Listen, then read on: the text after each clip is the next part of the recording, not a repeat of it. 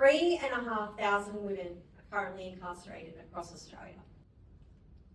This comes at a cost of $1.5 million a day. The average length of incarceration for a woman is less than 6 months, which is just enough time to disrupt her housing, her employment, and her family and community connections. But the cost extends beyond these statistics. What these statistics don't tell you is that women are the glue that hold our social fabric together.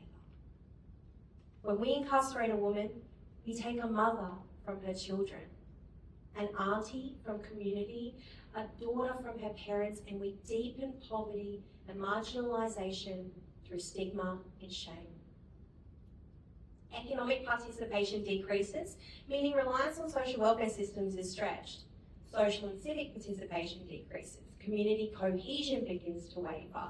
Caring roles go unfulfilled. And women's empowerment and progress, it starts to feel like lip service.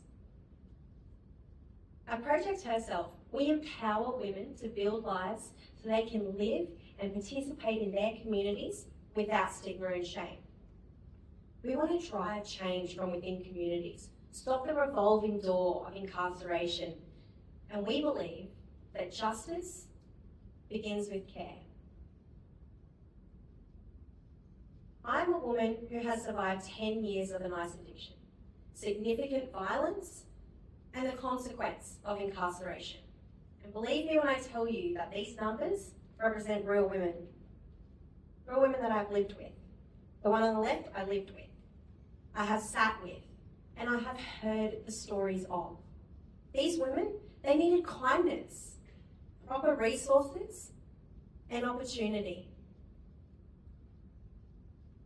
It's not easy to understand what it's like to live inside of a prison, but let me give you a little insight. Imagine a 2 by 4 metre brick box, just enough standing room for 2 women. An open air shower and toilet at the back, bunk beds on one side, and on the other side is a long bench upon which sits all of your life's belongings. There would be days when I would spend 22 hours in this cell. There would be a dreaded voice over the intercom in the morning telling us there's going to be no unlock today, meaning that we weren't getting out of our cells, forced to sit with our life's choices within that brick box. The slam of that cell door each night brought with it the reinforcement of shame, despair, and the fear that I would have nothing to occupy my mind for the next 24 hours. Until one day I got onto the rotation of a counsellor in the prison, and her name was Denise, and she would say to me, Talia, I want you to think about what your life looks like when you get out of prison. I would laugh in her face and be like, Denise, how am I supposed to know? My life's been violence and chaos so far. What do I know what it's like? It's true, like, what am I interested in? What do healthy relationships look like? What employment prospects do I have? How can I build back relationships I have damaged? And how can I participate in my community rather than harm it? Now, there's so many questions that you have to answer, and I had to answer them because the time was coming where I would be back out in a community. Fast forward 5 years, and what we do at Project herSELF is listen to what women in prison want and need. And they said to me, Talia, we need help planning for our release. And I knew in that moment that my experience was one of many. And I knew what we could do. The Release Planning Journal was born. But it's not just these journals that we deliver that's different. It's how we deliver them. A woman with lived prison experience facilitates a session inside of a prison with 10 women who are currently incarcerated.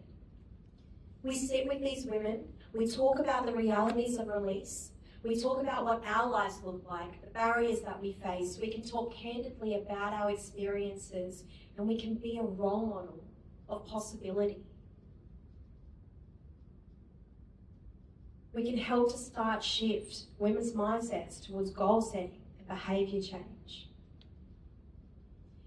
let me tell you, in an environment where you control nothing, what you wear, what you eat, when you wake up, when you shower, if you see sunlight, if you can call your loved ones, something that gives you agency and control, it's everything. Being able to properly prepare for release, plan for release, is a fundamental part of successful re-entry back into the community. You know that old saying that if you fail to plan, you plan to fail? It's true. Not being able to properly prepare for release means that women are released into circumstances that they were taken from without much consideration for how their lives could change. And so often things remain the same. We see this impact families, the services that they support them, communities, because like I said before, women are the glue.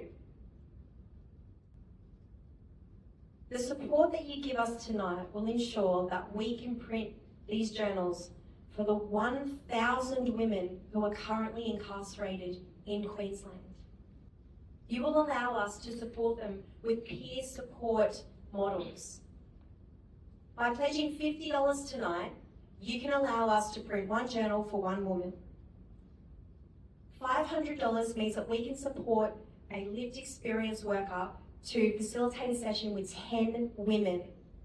$5,000 means that we can impact the lives of 100 women. And $50,000 means that we can see everyone who's currently incarcerated in Queensland right now. Your support, it means everything. Together, we can make justice start with care. Thank you.